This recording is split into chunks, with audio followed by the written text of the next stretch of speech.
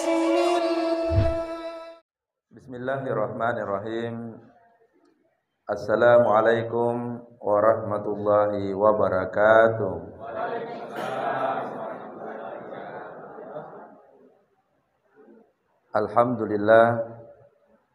Alhamdulillahi rabbil alamin. Wassalatu wassalamu ala rasulillahil mustafa. Allahumma salli ala sayyidina Muhammad. Amma ba'd. Yang sama-sama kita hormati, yang kita banggakan, Bapak Dirut Harian Fajar beserta seluruh jajaran yang hadir pada siang hari ini. Kita berkumpul di tempat ini karena kita satu ikatan, kita semua merasa saling memiliki, kita semua merasa satu keluarga, kita semua merasa peduli satu sama lain. Enak mantong itu hidup kalau saling merasa kita memiliki. Betul tidak, Pak? Bisa kita saling menjaga. Jangan kita begitu, tidak boleh begitu. Yang satu bilang, oh iya, Dik, terima kasih. Maka hidup ini sebenarnya sederhana, Bapak Ibu. Makanya disampaikan yang selalu menjadi bahan renungan nasihat bagi kita semua yang disampaikan tadi oleh beliau moderator. Kita berada di tengah-tengah meja yang biasanya ada meja yang penuh dengan kopi ataupun teh. Tapi hari ini bukan hanya otak yang dinutrisi dengan kopi dan teh, tapi hati juga kita nutrisi dengan ceramah nyaman mantong ini. Ulala. Bapak Direktur serta seluruh hadirin hadirat, ada peribahasa yang umum dan sering kita dengarkan. I'mal lidunyaka ka'annaka ta'isu abada. Bekerjalah untuk urusan dunia seolah-olah kita akan hidup 1000 tahun. Seolah-olah kita akan hidup 1000 tahun lamanya, bahkan selama-lamanya. Itu pertanda bahwa peribahasa ini sebenarnya mengajarkan kita untuk punya semangat juang dan semangat kerja. Ada orang memang pikirannya selalu ingin bekerja, tapi yang salah kalau lupa ibadah. Karena bukan hanya yang namanya sholat yang dimaksud dengan ibadah. Orang yang sementara depan komputer tapi hatinya bersikir, itu namanya bekerja sambil beribadah. Sama ibu-ibu, mungkin sementara menyiapkan sarapan untuk suamita sambil menggoreng nasi goreng, ikut tomi salawat hati tak ataukah mengaji sambil menggoreng nasinya langsung ikut juga Bismillahirrahmanirrahim. Bilang tomi suamita di belakang deh pintarnya imam deh, nyaman namamu. Hidup adalah ibadah. Itu bisa kita raih dimanapun kita berdiri, dimanapun kita duduk, dimanapun kita diskusi. Di ruangan kafe ini juga berkah kalau hidup itu kita jadikan ibadah. Betul yang disampaikan tadi oleh Pak Direktur, bahwa identik di tempat-tempat kita duduk di tempat ini, biasanya kita bicara politik. Tapi hari ini ternyata kita bisa buktikan bahwa bukan hanya tempat ini pembicaraan politik, tapi tempat ini juga bisa mengasah otak dan bisa memberikan sedikit masukan renungan tentang bagaimana sebenarnya kita hidup di dunia ini. Pertanyaan untuk kita semua, kalau kita ingin jujur, kan tidak ada manusia yang hidup selama-lamanya di dunia, Pak. Tidak ada. Tidak ada orang yang selama-lamanya bisa hidup bertahan di dunia ini. Semua punya masa dan waktu.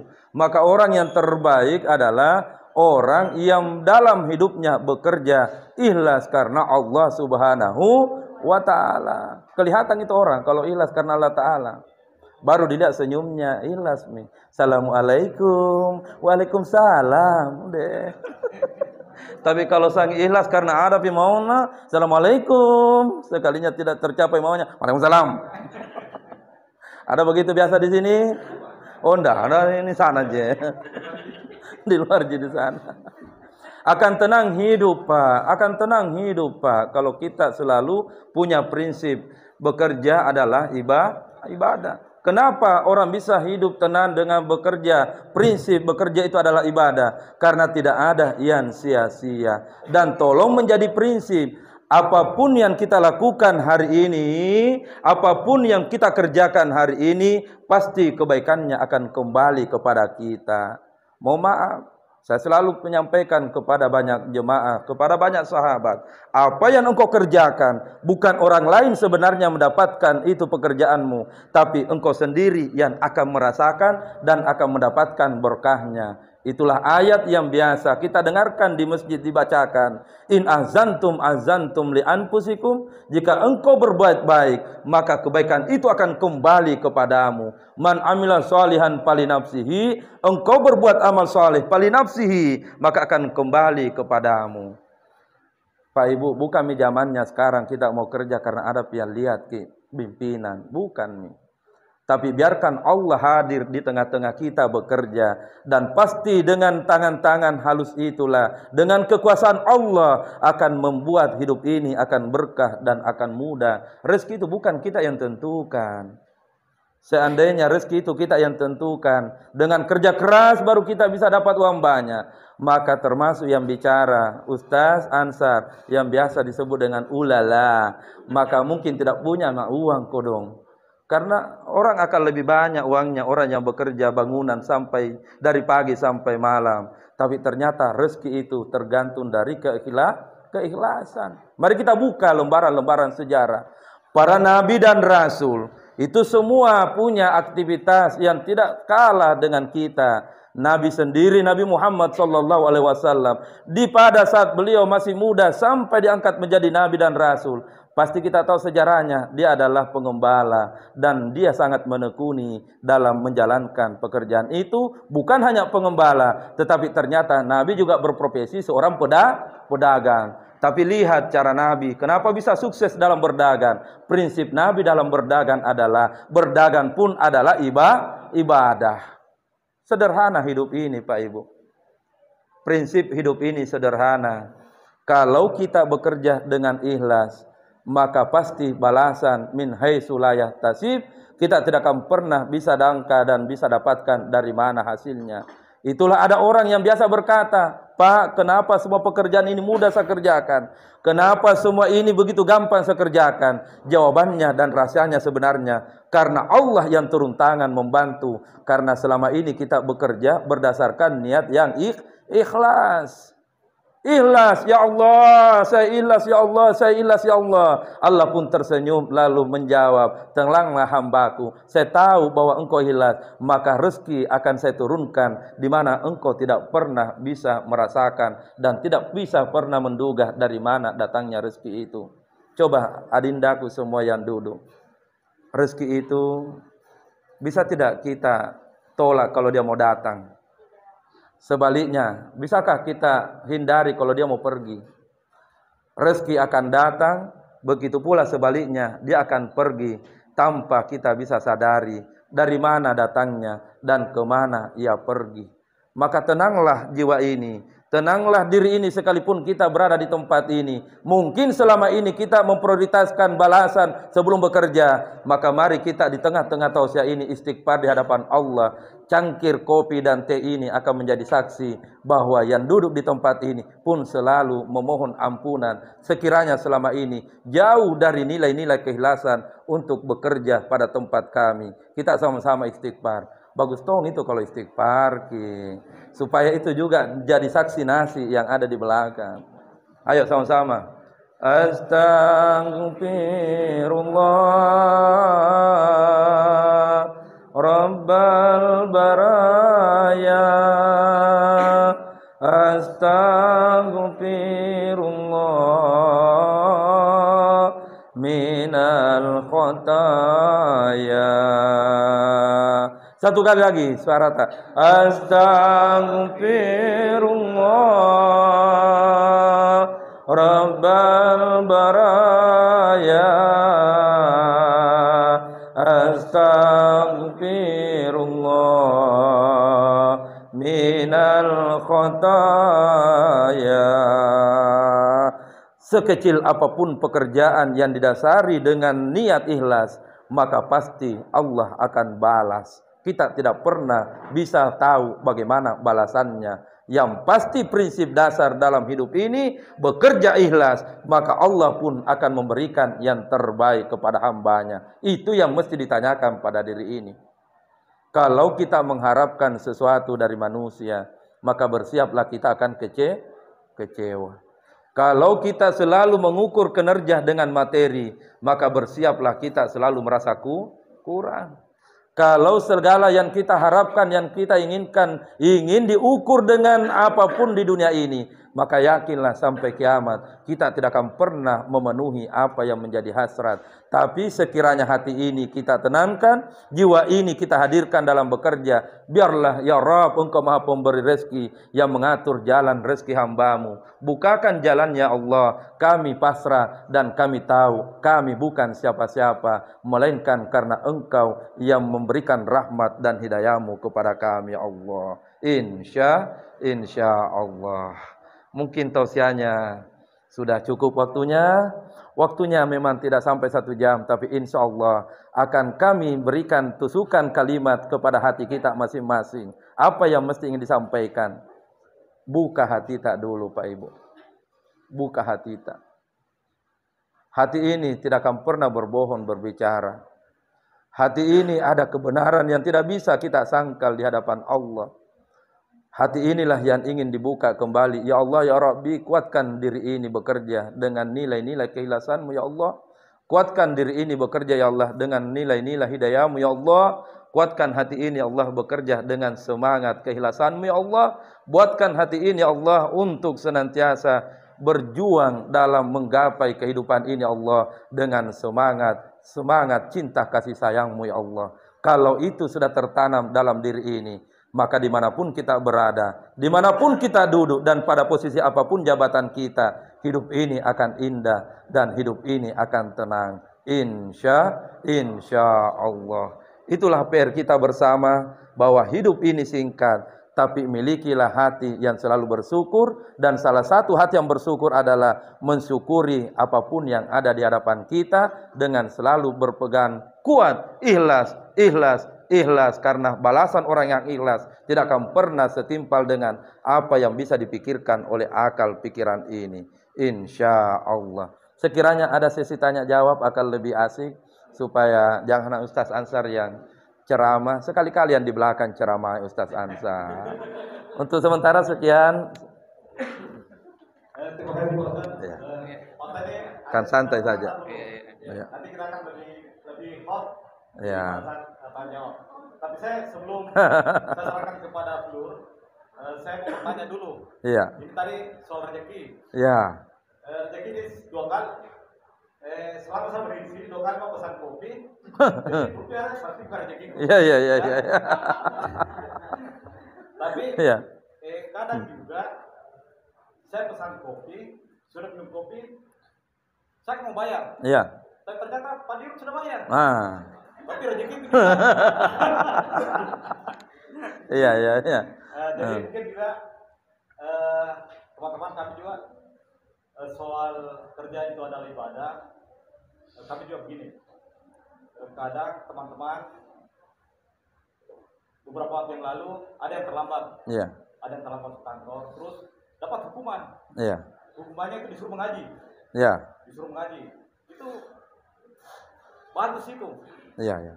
Karena mengajari kita lagi untuk membuka-buka Al-Quran. Iya. Dan saya kira itu bagian dari kerja ibadah. Ya baiklah, teman-teman yang mau bertanya. Iya. Sana-sana tahu. Ada tahu. Oh iya. Silakan.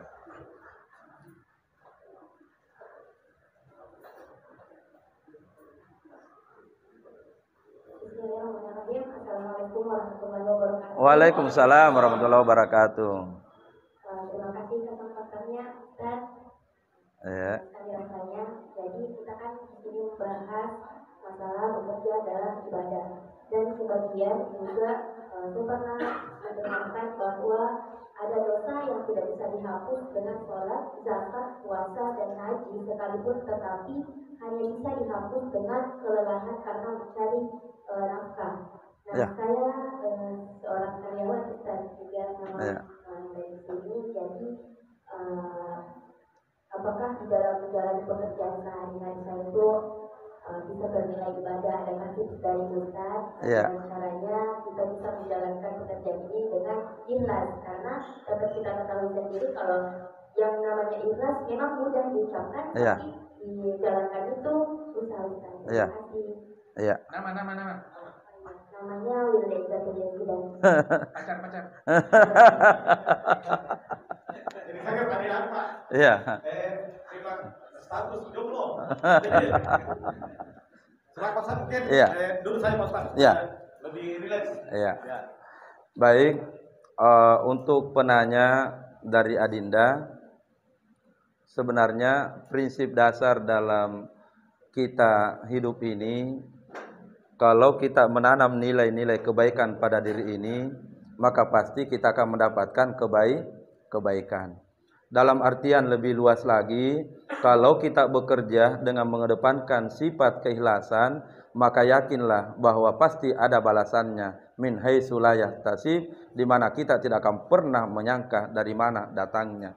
Seorang ayah yang bekerjalah, itu tanggung jawab. Tapi urusan rezeki anak-anak dari pekerjaan ikhlas itulah Allah akan bukakan jalannya anak-anak. Makanya biasa kita dapat. Ada, mohon maaf, kita sebutkan profesi, tapi bukan menyinggung. Ada orang tua yang tukang becak jika kasihan.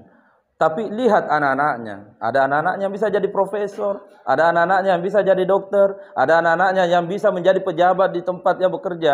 Ternyata jawabannya ada pada siklus bahwa orang tua bekerja dengan penuh keikhlasan. Jeripaya keringat yang keluar itu pasti Allah akan berikan sebagai balasan. Mungkin tidak langsung kepada orang tua yang bekerja itu dengan ikhlas, tetapi Allah turunkan rahmatnya kepada anak-anak dengan mudah pekerjaannya. Jadi mohon maaf, salahlah cara kita berpikir kalau selama ini kita bekerja karena kita mengharapkan sesuatu. Itu normatif. Tetapi kalau kita sandarkan di hadapan Allah, bismillah ya Allah, saya bekerja ya Allah untuk memenuhi kewajibanku kalau seorang suami kepada istri dan anak-anaknya, untuk memenuhi kewajibanku sebagai seorang anak untuk bisa menyekolahkan adik-adik ataukah saudara, maka lihatlah keajaiban Allah, akan turun rahmat yang tidak pernah kita sangka dari mana rahmatnya. Mudah memang mengucapkan, tetapi aplikasinya datangkan hati, meyakini bahwa Allah mendengarkan doa-doa yang ada di hati kita. Pertanyaan tadi Pak Dirut, ada yang pacar tak Dinda?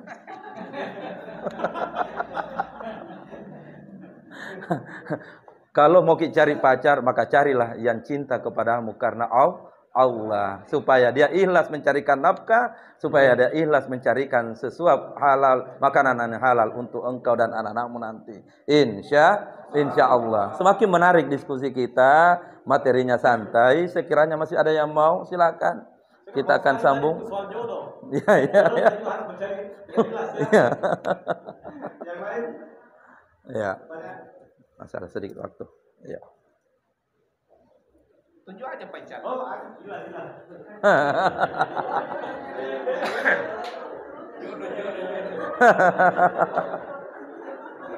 Jangan sampai pertanyaan jodoh lagi doanya. Nanti saya kasih.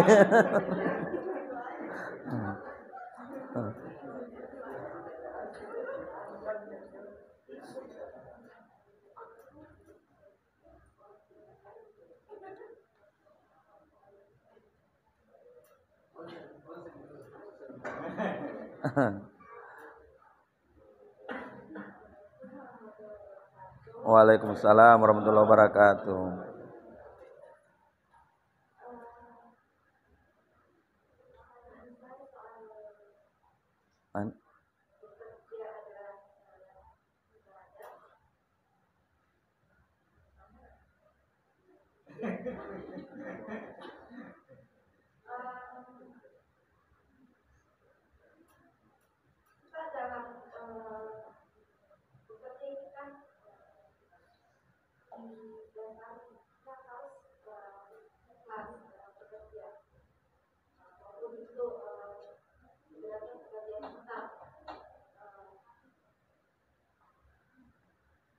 Kadang-kadang tidak sehat.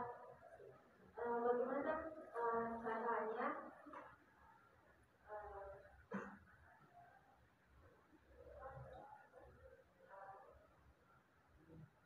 mengatasi. Bagaimana caranya yang mengatasi supaya kita itu kan perasaan berat saat bekerja, tapi bagaimana pandangan menurut pandangan supaya kita selalu merasa ikhlas, merasa pekerjaan ini kita lakukan semata-mata dengan beribadah kepada Allah SWT. Oke, makasih. Saya teringat kata-kata Al-Mukarram Andre Guruta Abdul Rahman Ambok Dalle. Satu kata kunci untuk sukses beliau sampaikan kepada kami semua muridnya di pesantren Mangkoso, apapun yang ingin diraih masukkan di dalam hati. Kalau itu sudah kita masukkan dalam hati, maka yakinlah bahwa Allah pasti akan dengar. Tapi kalau hanya otak yang selalu berpikir, susah ini, berat ini, maka itulah yang menghantui pikiran sehingga hati tidak ingin bergerak bekerja. Tapi Guru Tambo Dalle selalu memberikan tipsnya kepada seluruh anak-anakku supaya sukses dunia dan akhirat. Puriati ya rodo, apa yang akan engkau kerjakan. Kalau itu sudah dipuriati dalam bahasa Bugis, dalam bahasa Indonesianya, masukkan di dalam hati apapun yang engkau akan lakukan, maka rintanganmu pasti akan mudah karena ada semangat yang keluar dari dalam hati yang dimana unsur-unsur rohania terpancar dalam aktivitas pekerjaan itu. Biarkan Allah yang menilai dan biarkan Allah yang memberikan balasannya. Tidak ada yang susah kalau memang dari awal kita selalu dudukkan masalah bahwa tidak ada yang berat kalau memang kita ada kesungguhan untuk melaksanakan. Yang berat itu, nah biar ringan kalau tidak ada mauta. Itu bisa bekerja ini, bilang tidak bisa. Kenapa tidak bisa? Nah gampang, bilang tidak ngomong tonga. Biar gampang kalau memang tidak ada semangat, maka hilang kekuatan itu. Maka karena kekuatan itulah yang penting kita bangun. Dan sifat penting kekuatan itu dibangun atas dasar keikhlasan. Mari belajar sejarah dari perjuangan Nabi dalam berdakwah. Ketika Nabi Musa diburu oleh Fir'aun, pada saat Nabi Musa diburu oleh Fir'aun, Allah berfirman, Musa lemparkan tongkatmu. Pada saat itu Nabi Musa pasrahkan, ikhlas ya Allah saya lempar tongkat ini karena engkau perintahkan kepada aku. Ternyata dengan keikhlasan Nabi Musa tidak bertanya kenapa Allah suruh saya lemparkan tongkat, kenapa lautan merah itu bisa terbelah menjadi dua dan Nabi Musa pun bisa berjalan. Hikmah dari perintah dan menjalankan keikhlasan. Ketika Nabi Ibrahim akan dibakar, dibisikkan di hatinya, Ibrahim jangan takut, api berkobar tapi jangan takut, Allah bersamamu. Maka ia pun bersyukur, terima kasih Allah, dilempar Ibrahim di atas api dengan takbir Allahu Akbar. Api pun sudah diperintah oleh Allah, jangan pernah engkau bakar Ibrahim yang ikhlas menjalankan dakwaku api. Panas api ternyata menjadi dingin ketika Ibrahim berada karena ia selalu ikhlas dalam berdakwah. Maka akhirnya kepada semua yang hadir, alangkah ruginya kita ini bekerja kalau selalu motifnya adalah karena materi. Maka orang yang beruntung bekerja ikhlas karena Allah Subhanahu wa taala dan menggantungkan segala harapan kepada Allah Subhanahu wa taala. Bisa saya tambahkan kira-kira begini. Ya Allah, saya akan tinggalkan rumah ini untuk bekerja mencari nafkah ya Allah. Mudahkan rezekiku ya Allah. Kalaupun rezeki itu masih susah ya Allah, maka semoga hari ini engkau mudahkan. Saya gantungkan keikhlasanku, biarkan engkau yang menilai ya Allah. Tapi kalau dapat kapan reward nanti di akhir bulan ya Allah, terima kasih kodong ya Allah. Dan terima kasih kepada Pak Dirut. Ulala. Tenanglah Dinda. Kebaikan apapun pasti kita akan dapatkan balasannya. Insya Allah. Mungkin cukup. Jadi Pak Ustadz, waktu kita sampai sudah jam 3. Oke. Masih mau lanjut lagi satu boleh? Satu lagi. Oke, satu lagi. Saya kira tadi bicara tentang doa soal rezeki ya. Iya. Sekarang kita tadi saya dengar tadi Pak Ustadz, ada juga Doa soal jodoh. Nah, kebetulan ini ada Pak Wahyu,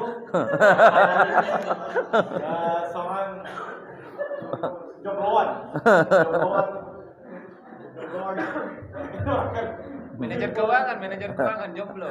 Ada 2 manajer keuangan nih. Yang di sana mau bertanya juga. Ya, masih ada satu di sana. Ini anggota sana. Iya. Atau mau bertanya lah? Ya, kasih dulu. Ya.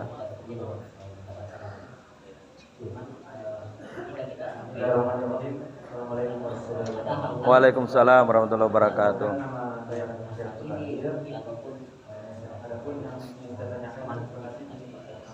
Sehingga itu membuat kerjaan ibadah yang awalnya dengan ibadah bisa jadi Ya.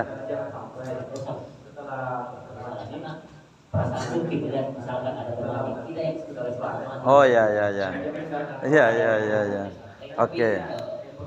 Dalam sisi yang lain kali itu yang Ya. kira seperti apa yang harus kita lakukan coba ketika itu terjadi. Ya.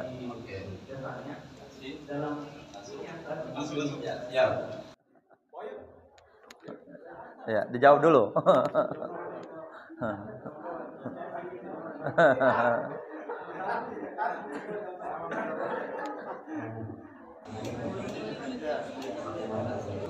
Assalamualaikum warahmatullahi wabarakatuh.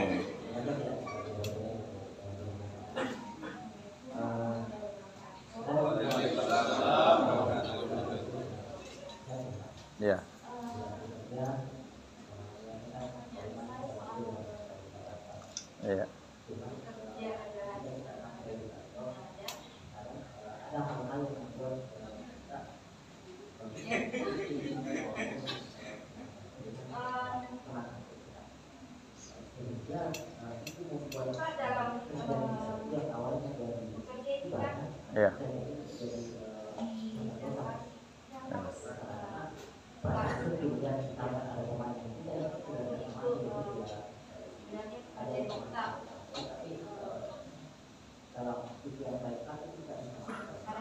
Ya. Ya. Oke. Kasih. Langsung. Ya, siap. Pertanyaan Adinda yang tadi, jangan sampai karena kita menganggap ibadah ini bukan hanya sholat sehingga orang yang mungkin bekerja menganggap ibadah sehingga meninggalkan lagi ibadah yang lainnya. Memang mesti dijelaskan. Sholat itu kedudukannya adalah sebagai kewajiban yang dimaksud sebagai ibadah mahdah, yang tidak boleh kita tidak lakukan dan tepat waktu yang sudah ditentukan. Subuh, duhur, asar, maghrib, asar. Ibadah mahdah namanya. Adapun di luarnya itulah yang dimaksud dengan ibadah ghairu mahdah, yang tentunya mendatangkan kebaikan kepada orang yang berbuat kebaikan dan mendatangkan, mohon maaf, hasil yang negatif bagi orang yang tidak menjalankannya. Maka karena ibadah ini kita maknai sebagai mahdah dan ghairu mahdah, maka prinsip dasar untuk insya Allah mendapatkan keberkahan di dalamnya, maka muncullah kata ikhlas. Ikhlas itu memang susah didefinisikan dalam definisi operasional hari-hari. Mungkin di mulut gampang bicara, tapi dalam hatinya lain tongi yang terjadi. Maka orang yang sudah dibengkel hatinya dengan penuh keikhlasan, dia selalu menganggap bahwa apapun yang terjadi di hadapanku, insya Allah Allah punya rahasia, Allah punya cobaan, dan Allah punya maksud dan tujuan kepada itu. Itulah yang terjadi dengan pertanyaan tak saudaraku, bahwa kadang kita merasa bahwa ini seharusnya demikian, di sana seharusnya demikian, tapi yang terjadi tidak sesuai dengan apa yang ada di kepala kita. Begitulah hidup. Tapi satu prinsip yang ingin saya sampaikan, orang yang berhasil dari keluarga miskin akan bersyukur. Seandainya mungkin dia dari keluarga kaya, dia tidak akan menjadi orang yang giat bekerja karena dia akan hidup dengan senang. Maka lihatlah orang yang dulunya orang tuanya miskin, bekerja keras. Karena dia tahu orang tuaku miskin. Allah turunkan hidayah melalui kerja ikhlas. Maka anak-anaknya bekerja dengan ikhlas. Dan lewat pintu kerja ikhlas inilah apa yang menjadi cobaan, termasuk yang tadi. Tidak sesuai di kepala tetapi itu yang terjadi. Tapi segala sesuatunya rahasiakanlah. Biarkan Allah yang jawab apa yang menjadi kegelisahan. Selesai persoalan kalau kita kembalikan kepada Allah dan tidak pernah Allah jauh dari kita. Kitalah yang kadang jauh darinya. Maka akhirnya kedua pertanyaan ini akan disimpul dalam satu benang merah tusuk satenya. Apa itu? Tidak ada pilihan untuk tenang hidup. Hanya satu. Kita tidak akan pernah pimplan dalam hidup ini kalau kita selalu menghadirkan Allah pada diri hati ini. Insya Allah. Mungkin yang jadi wartawan, tenanglah bekerja. Allah akan memberikan balasan yang terbaik. Mungkin yang bagian keuangan, tenanglah bekerja. Karena kalau itu diambil serimu, Allah juga tahu. Mungkin yang gadis-gadis, tenanglah kalau sudah pacar. Insya Allah, yang penting ada normal batasan yang mesti dihindari. Tenanglah kalau dia yang terbaik. Maka itulah yang akan menjadi terbaik dalam hidup ini. Summa man atallah biqalbin salim. Pada akhirnya semua kita ini hanya hati ikhlaslah yang dinanti oleh Allah. Bukan saya bilang, tapi Allah yang menyampaikan. Summa man atallah biqalbin salim. Hanya hati yang bersihlah yang karena keikhlasan semata-mata, baik itu bekerja untuk dunia, lebih-lebih untuk akhirat, yang dinanti kedatangannya oleh Allah Subhanahu wa ta'ala. Ingin dinanti oleh Allah, ikhlaskan diri ini, bekerja diri ini dengan prinsip kerja adalah ibadah. Singkat cerita, singkat pertemuan kita, satu kata kuncinya sekali lagi, hidupmu jangan gantungkan kepada orang, tapi gantungkan kepada Allah Subhanahu wa ta'ala. Allah yang akan bukakan dari orang-orang yang ada di sekeliling kita. Insya Allah. Cukup waktu. Satu lagi Pak Ustaz. Oh, masih ada. Satu lagi, kebetulan ini yang 4 yang bertanya ini. Iya. Saya jomblo semua. Oh. Mungkin butuh doa. Iya. Doa minta apa? Minta dulu. Iya. Saya akan kasih. Iya. Yang merasa membutuhkan doa ini, saya akan sampaikan di mana ayatnya. Tidak apa-apa. Kasih nanti adekta, kasih nanti tetanggata. Nanti setelah pengajian ini kita tutup, buka surah Al-Anbiya. Ulangi, surah Al-Anbiya ayat 89. Rabbi la tazarni fardan wa anta khairul warisin. Ya Allah, jangan engkau biarkan kami hidup sendiri. Pertemukan kami dengan pasangan kami. Insya Allah. Tapi yang baca ini tidak boleh samping kananku dengan kiriku. Nanti Allah. Apa nama surahnya tadi? Catat. Ini memang banyak minta. Surah Al-Anbiya ayat 89. Saya ikhlas sampaikan dan ikhlas pula lah berikan kepada orang lain. Insya Allah berkah. Alhamdulillah. Oke. Singkat sekali doanya.